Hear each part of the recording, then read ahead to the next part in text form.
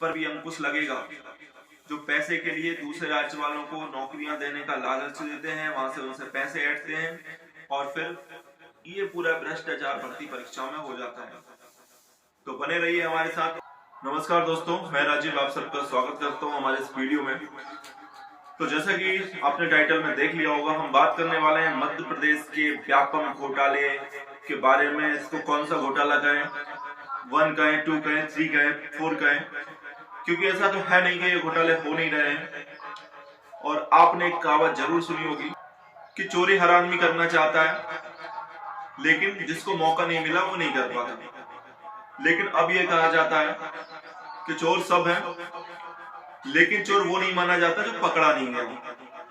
तो व्यापम का ये जो घोटाला है, टीचर भर्ती घोटाला, ये सामने आया है और इसको प्रमुखता से उठाया है विपक्षी पार्टियों ने, विपक्षी दलों ने, सामाजिक संगठनों ने, शिक्षकों ने और छात्रों ने।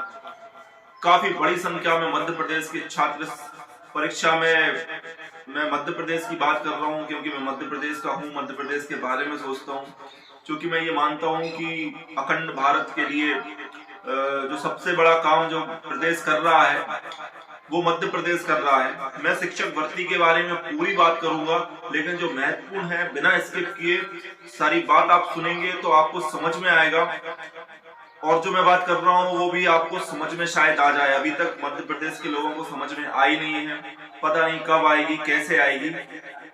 तो मैं बात कर रहा हूं कि मध्य प्रदेश ऐसा राज्य है जो अखंड भारत का सपना सच करने में, भारत को जोड़ने में बहुत महनीय भूमिका निभा रहा है। 11 लाख आवेदन मध्य प्रदेश की शिक्षक भर्ती पात्रता परीक्षा में डले थे, जिसमें से शायद आपको पता होगा कि 5 लाख से ऊपर जो अभ्यर्थी हैं वो दूसरे राज्यों के। तो दूसरे राज्यों को नौकरी बांटने के मामले में अगर कोई आंकड़ा आता है या शासन ने जारी किया हो जो कि नहीं करती, तो मध्य प्रदेश पहला राज्य है।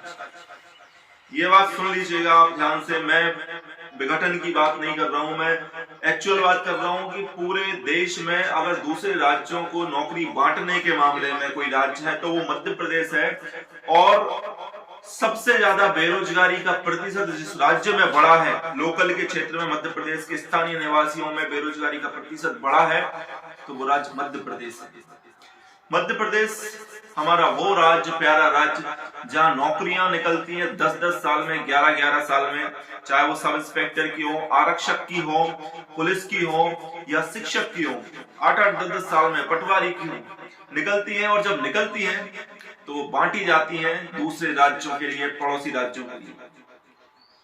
मध्य प्रदेश के खुद के लोग बेरोजगार बैठे हुए हैं, और वो धन्य है वो लोग जो आवाज ही नहीं उठाते कि हमारे वोट आप हमसे लेते हो, टोल टैक्स आप हमसे लेते हो, सारी चीजें आप हमसे लेते हो, और आप नौकरी बांटते हो दूसरे राज्य वालों को।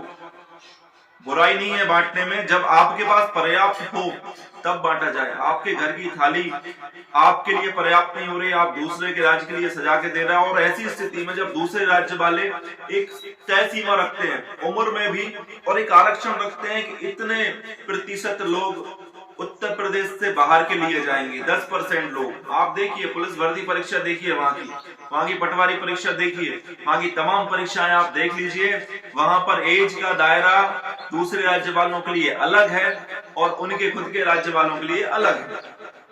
और उसके बाद जो घोटाले होते हैं वो होते किस लिए हैं, उस पर हम चर्चा करेंगे। हाल ही में जो घोटाला हुआ है आप सबको पता चल गया होगा, स्क्रीनशॉट देख लीजिए।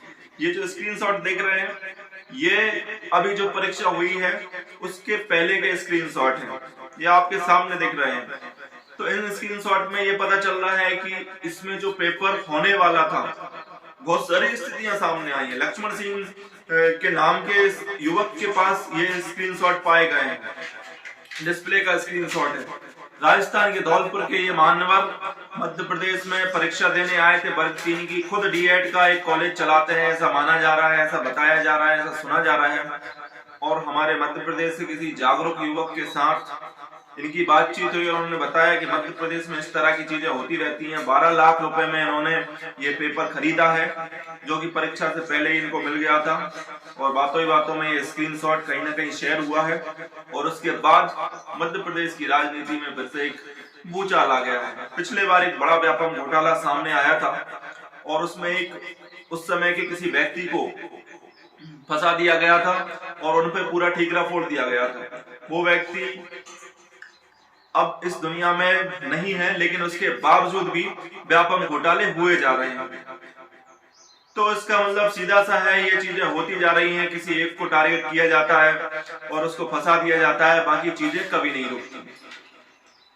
तो लक्ष्मण सिंह के पास ये स्क्रीनशॉट आया। लक्ष्मण सिंह ने दूसरे व्यक्ति को बताया कि देखो आपके यहाँ इस तरह से नौकरियां बांटी जाती हैं या जिस तरह की चीजें होती हैं वो हुई, और ऐसे ये पर्दाफाश हुआ और बात हुई कि पर्टिकुलर इस परीक्षा सेंटर से ये फोटो लिए गए हैं, रात को लिए गए हैं या दिन में लिए गए हैं, परीक्षा से पहले लिए गए हैं, परीक्षा के बाद लिए गए हैं।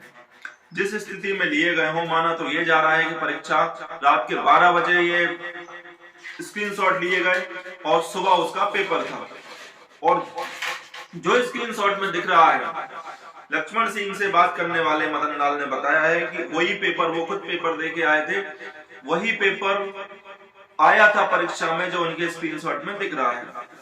तो सीधी सी बात है कि पेपर लीक हुआ, कहीं ना कहीं बाहर आया। अब जैसा मैंने पहले कहा था कि चोर जब तक चोर नहीं कहलाता जब तक कि उसकी चोरी नहीं पकड़ी जाती।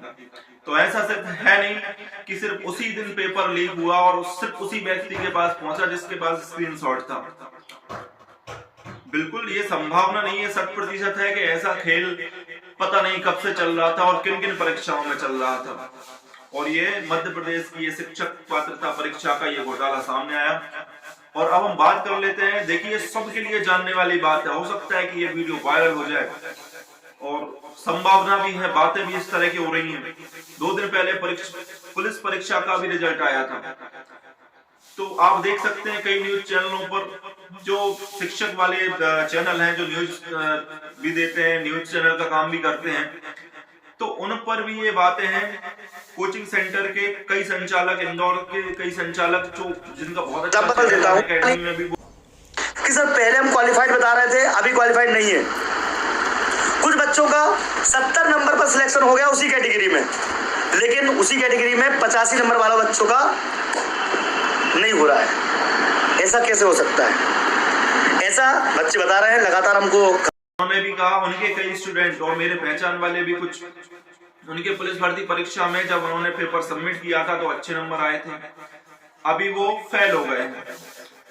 तो किन किन तरह के रैकेट काम कर रहे हैं? एक तो वो काम कर रहा है जो आपको पेपर से पहले पेपर प्रोवाइड कर रहा है, दूसरा ऐसा रैकेट काम कर रहा है जो आपके नंबर जो आए हैं उसमें आप फेल हुए जा रहे हैं और दूसरे आदमी का सिलेक्शन हुआ जा रहा है। तो ये चीजें हैं, इन पे जांच हो भी जाएगी तो शायद ही कुछ हो पाए। मध्य प्रदेश में जितनी भी परीक्षाएं हो रही हैं उनमें कहीं ना कहीं भ्रष्टाचार की बू आती है, चाहे वो मध्य प्रदेश की प्रशासनिक सेवा की परीक्षा हो। असिस्टेंट प्रोफेसर भर्ती परीक्षा 2017 में हुई थी, कांग्रेस ने उसको व्यापम 2 करार दिया था। कांग्रेस के दिग्विजय सिंह जी ने तो बढ़ चढ़ के इसको व्यापम 2, इसकी जांच SIT, CBI सबकी जांच की मांग की थी।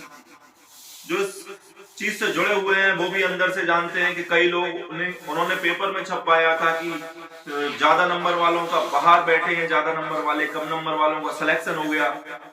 उसके बाद उनका भी सिलेक्शन हो गया तो फिर उन्होंने चुप्पी साध दी। मध्य प्रदेश की असिस्टेंट प्रोफेसर भर्ती परीक्षा एलिजिबिलिटी के लिए, पात्रता के लिए जो डॉक्यूमेंट्स अनिवार्य थे उनके बिना परीक्षा फॉर्म डल गए कुछ लोगों के और बाद में उनको एलिजिबल भी कर दिया। जैसे अभी टीचर भर्ती परीक्षा में तो कहा जाता है कि आपके डॉक्यूमेंट जब वेरीफाई होंगे तब आपके पास BEd, DEd या ये परीक्षा से संबंधित पात्रता होना चाहिए, लेकिन वहां तो फॉर्म भी तब सबमिट हो रहा था जब आपके पास अनिवार्य योग्यता हो, PhD हो, नेट हो, सेट हो, उसके बाद आप फॉर्म सबमिट कर पाएंगे। लेकिन फॉर्म सबमिट कर दिया उन्होंने 18 में, फिर उन्होंने उस परीक्षा को पास भी कर लिया। सेट की परीक्षा मध्य प्रदेश में खुद आयोजित की। वो लोग जो पहले सेट नहीं कर पाए थे, PhD नहीं कर पाए थे, उनका सेट हुआ और वो लोग अंदर हो गए। तो ये तमाम चीजें, और वो कांग्रेस जो इसको व्यापम बता रही थी, वो जब 18 में सत्ता में आई तो उसने उन लोगों को ज्वाइन करवा लिया, उन्हीं लोगों को जिनको वो भ्रष्टाचारी बता रही थी। तो ऐसा नहीं है कि कोई पार्टी एक दूध की धुली हो और दूसरी पार्टी बड़ी भ्रष्टाचारी हो। सबका काम है मिलजुल के सरकार चलाते हैं, है ना। सब कहीं ना कहीं इन्वॉल्व रहते हैं, मिले सुर मेरा तुम्हारा तो सुर बने हमारा। तो ऐसे सुर में काम होते हैं, ऊपर से दिखावे का काम किया जा रहा है। अब मध्य प्रदेश के जो लोग हैं वो इतने महान हैं कि वो कभी भी इस चीज पे आवाज नहीं उठाते कि आप दूसरे राज्य वालों के लिए नौकरियां दे रहे हैं, आपके खुद के राज्य वाले भूखे बैठे हैं, प्यासे बैठे हैं, बेरोजगारी झेल रहे हैं, बेरोजगारी का दंश झेल रहे हैं। भ्रष्टाचार कहां से शुरू होता है? अभी आपने देखा होगा टीचर भर्ती परीक्षा में प्रतिदिन जो परीक्षाएं हो रही थी, उनका कट ऑफ आप देखिए। हर सेंटर में आपको 10-20 लोग राजस्थान के मिलेंगे। टारगेट नहीं कर रहा हूं मैं, सबसे ज्यादा नंबर पाने वाला अगर कोई परीक्षार्थी किसी सेंटर से निकलता है तो वो राजस्थान से निकलता है। शिक्षक भर्ती की बात हम कर रहे हैं। पुलिस भर्ती की बात करें तो सबसे ज्यादा अगर कोई लोग पुलिस की भर्ती मध्य प्रदेश से ले जाते हैं तो वो हमारे उत्तर प्रदेश और बिहार के भाई ले जाते हैं। अब आप देखिए कि जो रैकेट काम करते हैं वो अपने राज्य में काम नहीं करते, वो करते हैं दूसरे राज्यों को टारगेट। दूसरे राज्य वालों का फॉर्म डलवाते हैं, उनसे पैसे ऐंठते हैं। ये रियलिटी है, आप इस पे एनालिसिस कर लीजिए, आप व्यक्तिगत रूप से देख लीजिए इस चीज को समझ के कि दूसरे राज्य वालों के फॉर्म डलते हैं, उनकी सेटिंगें होती हैं, उनके नंबर अच्छे आते हैं और वो भर्ती परीक्षा में पास हो जाते हैं और अच्छे नंबरों से पास होकर वो नौकरी ले जाते हैं।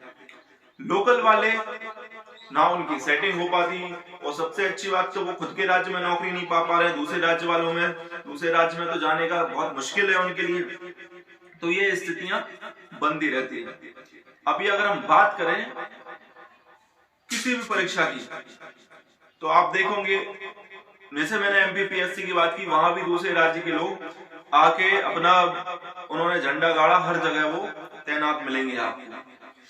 तो ये बातें, ये मध्य प्रदेश के लिए बहुत ज्यादा घातक है। मध्य प्रदेश के जो लोग हैं, मध्य प्रदेश की जो जनता है, मध्य प्रदेश के जो बेरोजगार युवक हैं, वो सिर्फ एक चीज कर रहे हैं, बहुत अच्छे तरीके से झंडा उठाने का काम, नेतागिरी करने का काम। नौकरियों के लिए बात करते हैं लेकिन उनको फर्क नहीं पड़ता। आपके सामने की थाली कोई ले जा रहा है, फर्क नहीं पड़ता। आपको फर्क नहीं पड़ेगा तो आपकी नौकरियां आपके पास नहीं रहेंगी, दूसरे राज्य के लोगों के पास रहेंगी। वो दूसरे राज्य जो आपको नौकरी देने के लिए आपको राज्य में घुसने भी नहीं देते हैं, वो राज्य जो समय सीमा लगा देते हैं, आयु सीमा तय कर देते हैं कि मध्य प्रदेश के लोगों के लिए 21 साल और हमारे प्रदेश के लिए 25 साल, लेकिन यहाँ सबके लिए समान, सबके लिए बराबर भागीदारी।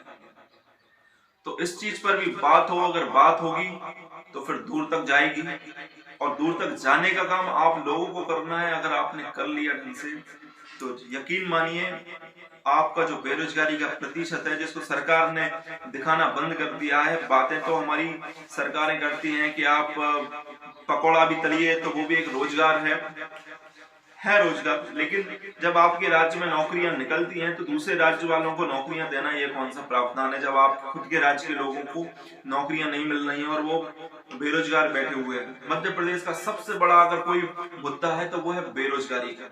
इतना बड़ा मुद्दा होने के बाद भी हर सरकारों को पता है, आप दूसरे राज्यों को नौकरी बांटते हैं, गिरोह काम करते हैं, सेटिंगें होती हैं। अब ऐसे में कुछ कैंडिडेट फंस जाते हैं। देखिए होता यह है कि जैसा मैं बार बार रिपीट कर रहा हूं कि जो पकड़ा गया वो चोर है। मध्य प्रदेश के लोग भी सेटिंग करते होंगे, वहां के लोग इसलिए भी सेटिंग करते होंगे, उनको पता है कि पहली बात तो सेटिंग हो रही है, सिस्टम खराब है।